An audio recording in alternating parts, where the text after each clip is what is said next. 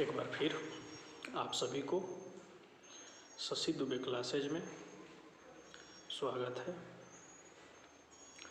Paper 9 assessment for learning unit 4। पहले video में statics का हम लोग जनरल एम्स पढ़े थे।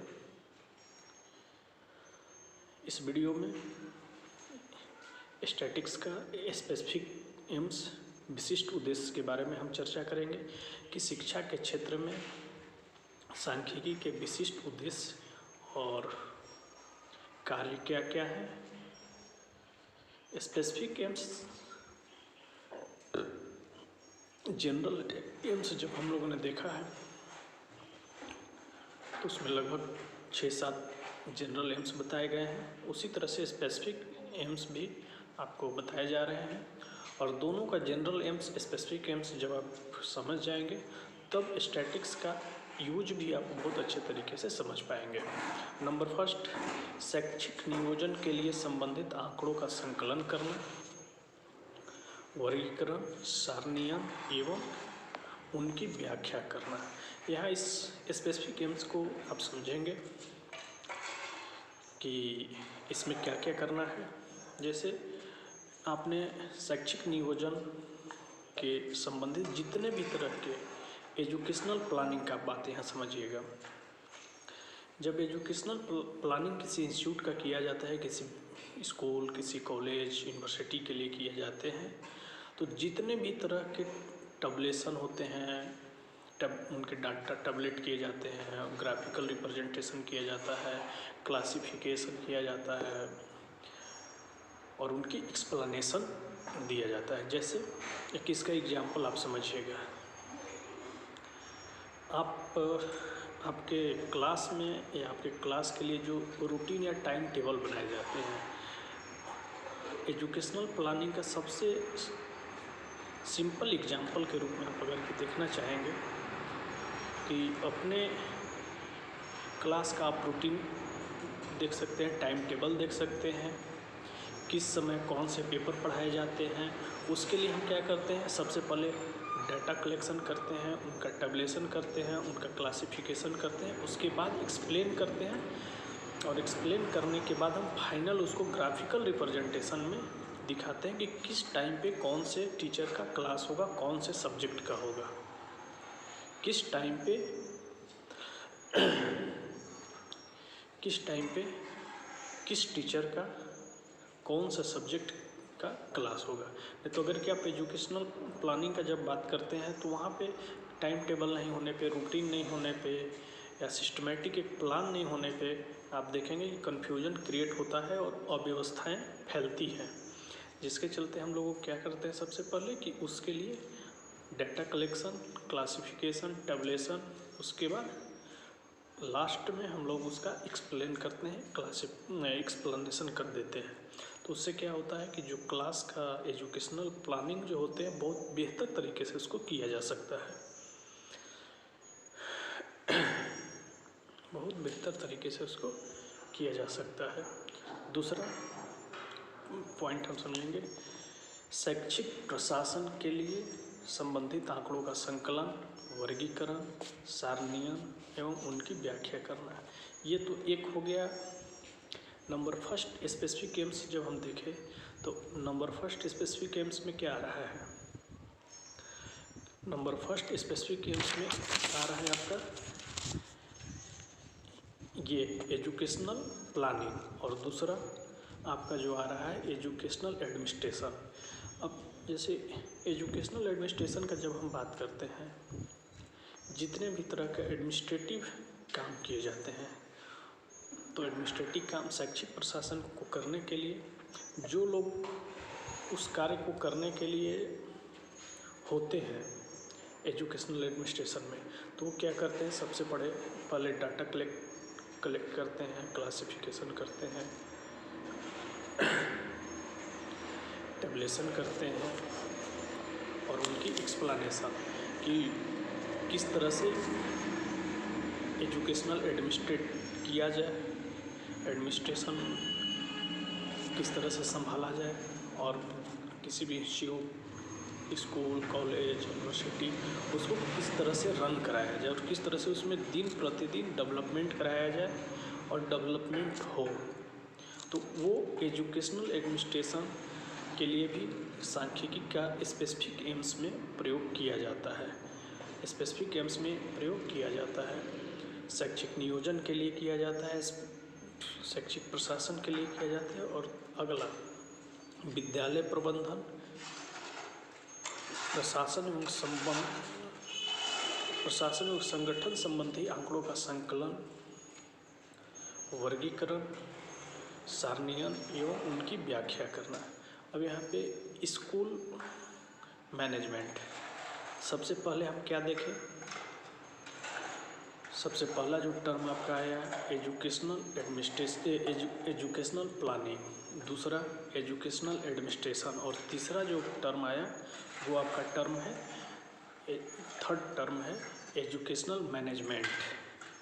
या इसको जैसे यहाँ एक शब्द दिया गया विद्यालय प्रबंधन, तो इसको हम स्कूल मैनेजमेंट भी कह सकते हैं, इंस्टीट्यूशनल मैनेजमेंट भी कह सकते हैं। उसके लिए भी हम लोग क्या करते हैं उस बात को हम यहाँ पे समझेंगे। तो उस बात को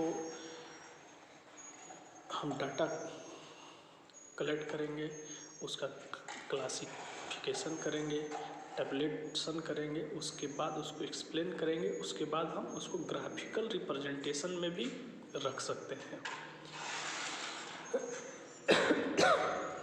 एक जो बात यहाँ आप समझिएगा कि एजुकेशनल प्लानिंग हो, एजुकेशनल एडमिनिस्ट्रेशन हो, या school management, college management, university management या इंस्टीट्यूशनल मैनेजमेंट, किसी भी तरह का मैनेजमेंट का जब हम बात करते हैं तो वो तीनों में हम क्या करते हैं, सबसे पहले डाटा कलेक्शन, उसके बाद क्लासिफिकेशन। चूँकि आपके पास डाटा किस तरह का हैगा, हम डाटा कलेक्शन के बाद डाटा क्लासिफिकेशन इसलिए करते हैं कि डाटा अलग अलग करने के बाद उसको टैबुलेशन में डालने पे आपको परेशानी नहीं होगी। उसके बाद उसका एक्सप्लेनेशन करते हैं। उससे पहले भी हम ये एक चीज़ और इसमें कर सकते हैं कि उसका हम ग्राफिकल रिप्रेजेंटेशन भी कर सकते हैं, रेखा चित्रण। लेकिन रेखा चित्रण जब हम करेंगे तो रेखा चित्रण ग्राफिकल रिप्रेजेंटेशन के लिए किस मेथड से हम रेखा चित्रण करेंगे तो वो उस डाटा के नेचर पे डिपेंड करेगा कि आप किस तरह के ग्राफिकल रिप्रेजेंटेशन आप शो कर रहे हैं या दिखा रहे हैं। अगला छात्रों के संबंध में प्राप्त आंकड़ों के आधार पर उनका वर्गीकरण करना। इस बात को आप समझिएगा, जैसे आपके पास छात्रों की व्यक्तिगत शैक्षिक उपलब्धि या व्यक्तिगत विभिन्नता, इंडिविजुअल डिफरेंसेज, या फिर आप कह सकते हैं छात्रों के संबंध में जो भी आपके पास डेटा है उसके आधार पे उनका वर्गीकरण करना। हम इंस्टीट्यूट में या कॉलेज में, यूनिवर्सिटी में किस तरह से हम इंडिविजुअल डिफरेंसेस करते हैं, तो उनके जो एजुकेशनल अचीवमेंट है, उनके एजुकेशनल अचीवमेंट को देखकर, उनके शैक्षिक उपलब्धि, छात्रों के शैक्षिक उपलब्धि को देखकर हम ये उनका वर्गीकरण कर सकते हैं, उनका वर्गीकरण करते भी हैं। और वर्गीकरण करने के बाद उनको भी आप अगर कि चाहेंगे तो ग्राफिकल रिप्रेजेंटेशन या रेखा चित्रण में उनको आप व्यक्त कर सकते हैं। और व्यक्त करने के बाद आप जैसे एक किसी स्टूडेंट का पर्सनल एजुकेशनल अचीवमेंट आप बनाइए या बनवाइए, तो हमको वहाँ पे जो आप पहले भी बताया गया कि 5 से 6 कंडीशन मिलता है एजुकेशनल अचीवमेंट में, कभी इंक्रीज करता है, कभी बढ़ेगा, कभी डिक्रीज करेगा। कभी इंक्रीज डिक्रीज होता है, कभी डिक्रीज इंक्रीज होता है, तो वहाँ पे हम उनको इंडिविजुअल डिफरेंसेस उनकी शैक्षिक उपलब्धि के आधार पे हम कर सकते हैं। अगला, छात्रों के शिक्षण विधि एवं पाठ्यक्रम संबंधी प्राप्त आंकड़ों के आधार पर उनका मूल्यांकन करना। जैसे जब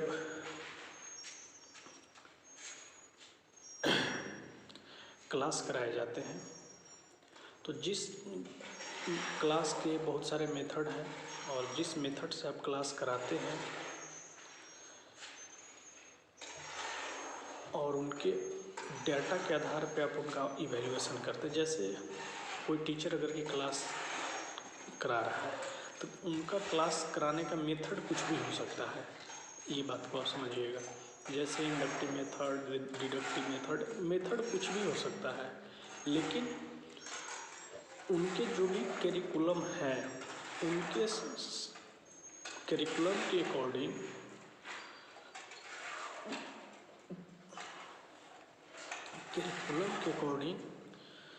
हम उनका आंकड़ों के आधार पर मूल्यांकन करते हैं। जो भी आप करिकुलम बच्चों को पढ़ाते हैं, उस करिकुलम के आधार पर उनका हम मूल्यांकन करते हैं। उसके बाद अगला, छात्रों के लिए निर्मित परीक्षणों एवं परीक्षाओं की वैधता और विश्वसनीयता का पता लगाना। जैसे जो भी छात्रों के द्वारा या छात्रों के लिए जो अचीवमेंट टेस्ट टीचर के द्वारा बनाया गया है, टीचर अचीवमेंट टेस्ट या टीचर के द्वारा जो भी टेस्ट बनाए गए हैं उन परीक्षाओं की वैलिडिटी या रिलायबिलिटी, उनकी विश्वसनीयता, शुद्धता या उनकी वैधता का पता लगाने के लिए हम सांख्यिकी का प्रयोग करते हैं। उसके बाद छात्रों के लिए निर्मित परीक्षण एवं परीक्षाओं के पदों की व्याख्या भी करते हैं। उनके जो भी टर्म्स वगैरह हैं उनकी एक्सप्लेनेशन करने में भी हम इसका उपयोग करते हैं। उसके बाद छात्रों द्वारा विभिन्न परीक्षणों एवं परीक्षाओं में प्राप्त अंकों की व्याख्या करना। जैसे एक स्पेसिफिक एम्स में हम ये भी कर सकते हैं कि जो भी परीक्षा टीचर में टेस्ट अचीवमेंट टेस्ट के लिए लिए जाते हैं उनका परीक्षण या परीक्षाओं में प्राप्त अंकों की व्याख्या भी हम स्टैटिक्स के माध्यम से कर सकते हैं। अब कैसे कर सकते हैं, जैसे इसका एग्जाम्पल्स आप समझिएगा कि हम किस प्रकार से इसको कर सकते हैं। मान लीजिए आपके विद्यालय में टीचर में टेस्ट किए गए और टीचर में टेस्ट में जो भी बच्चों का अचीवमेंट हुआ उनके वैल्यूएशन या मूल्यांकन करने के बाद और उसके मार्क्स को एक्सप्लेन करना भी हम सांख्यिकी के माध्यम से, जैसे जो आप एग्ज़ाम लिए उसमें टॉप 10 कौन से बच्चे आए, किस बच्चे का एवरेज अच्छा रहा, किस बच्चे ने अच्छा अटैम्प्ट किया, कौन सा बच्चा इंडिविजुअल डिफरेंसेज के माध्यम से उनको हम अलग अलग कर सकते हैं। हमारे क्लास में हमारे सब्जेक्ट में कौन से बच्चा हायर इंटेलेक्ट हुए, कौन से बच्चा हायर इंटेलेक्ट हुए, कौन से बच्चा एवरेज कैटेगरी में है, कौन से बच्चा डल माइंडेड है, उनके अकॉर्डिंग हम फिर योजना हम उन बच्चों के लिए प्लानिंग कर सकते हैं, योजना भी बना सकते हैं। उसके बाद छात्रों के दो समूहों के प्राप्तांकों की तुलना करना। अब जैसे सांख्यिकी के माध्यम से छात्रों के दो समूहों या अधिक समूहों के प्राप्तांकों की तुलना करना। आपने अपने क्लास में अपने सब्जेक्ट में, इस एग्जाम्पल को थोड़ा ध्यान से समझिएगा, आपने अपने सब्जेक्ट में अपनी क्लास में ग्रुप बांट दिए ABCDE। अब उन ग्रुपों को तुलना करना, कंपेयर करना कि किस बच्चे का प्राप्तांक या मूल्यांकन करने के बाद या उनका परिणाम एजुकेशनल अचीवमेंट अच्छा आ रहा है या किसका थोड़ा कम हो रहा है या किस बच्चों पे हमको मेहनत और करने की ज़रूरत है, तो वो छात्रों के समूहों में सांख्यिकी के माध्यम से आप कर सकते हैं। उसके बाद छात्रों के विषय में भविष्यवाणी करना यहाँ पे कह सकते हैं, लेकिन छात्रों के इंडिविजुअल एजुकेशनल अचीवमेंट को देखकर ये स्टेटमेंट देना कि ये चीज़ कर सकता है, इस बात को ज़्यादा समझिए। स्टैटिक्स के माध्यम से आप कर सकते हैं। जैसे बच्चे का एजुकेशनल अचीवमेंट का ग्राफ, बच्चे का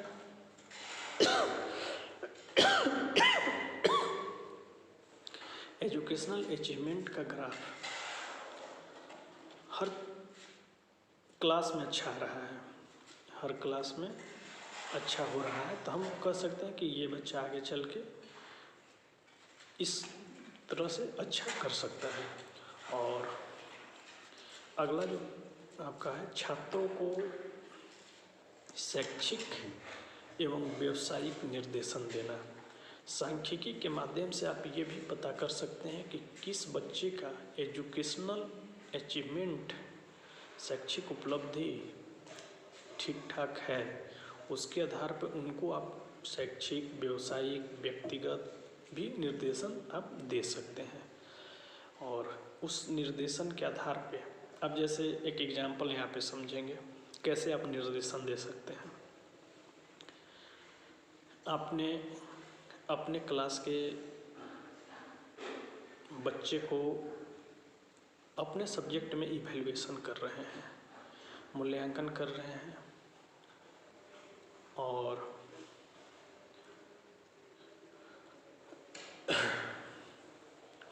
उनका मूल्यांकन करने के बाद उनकी जो व्यक्तिगत उपलब्धि आ रही है, व्यक्तिगत शैक्षिक उपलब्धि, पर्सनल एजुकेशनल अचीवमेंट, व्यक्तिगत उपलब्धि जो आ रही है वो टॉप 10 बच्चे का काफ़ी अच्छा, जो हायर इंटेलेक्ट बच्चे हैं उनका अच्छा आ रहा है। जो बच्चे एवरेज हैं उनका एवरेज आ रहा है, और जो बच्चे डल माइंडेड हैं, मतलब जो आपके सब्जेक्ट में कमज़ोर है, उनका थोड़ा ठीक ठाक नहीं आ रहा है। तो उस कंडीशन में जब हम बात करते हैं तो उन बच्चों के लिए, जो बच्चे हायर इंटेलेक्ट हैं, जो प्रतिभाशाली बच्चे हैं, उनके लिए हमारी अलग प्लानिंग होती है। एवरेज बच्चों के लिए, जो औसत दर्जे के छात्र होते हैं, उनके लिए अलग प्लानिंग हम करते हैं, और जो डल माइंडेड बच्चे हैं या पिछड़े बालक हैं उनके लिए अलग प्लानिंग करते हैं। तो आज आपको वीडियो 1 और 2 में AIIMS and function of statics in education, शिक्षा के क्षेत्र में सांख्यिकी के उद्देश्य एवं कार्य के बारे में डिस्कस किया गया, और इसमें 2 तरह की एम्स के बारे में डिस्कस किया गया है। नंबर फर्स्ट जनरल एम्स और second specific AIIMS. General AIIMS के लगभग 6-7 पॉइंट बताए गए और उसको एक्सप्लेन भी किया गया। आशा करते हैं आपको समझ में आया होगा। नहीं आया होगा तो फिर हम लोग क्लास में इसको डिस्कस करेंगे। क्लास में डिस्कस करने के बाद नोट्स भी इसका भेजा जाएगा, तो उम्मीद है कि समझ में आ जाना चाहिए। तो इसमें 2 तरह से हम लोगों ने किया।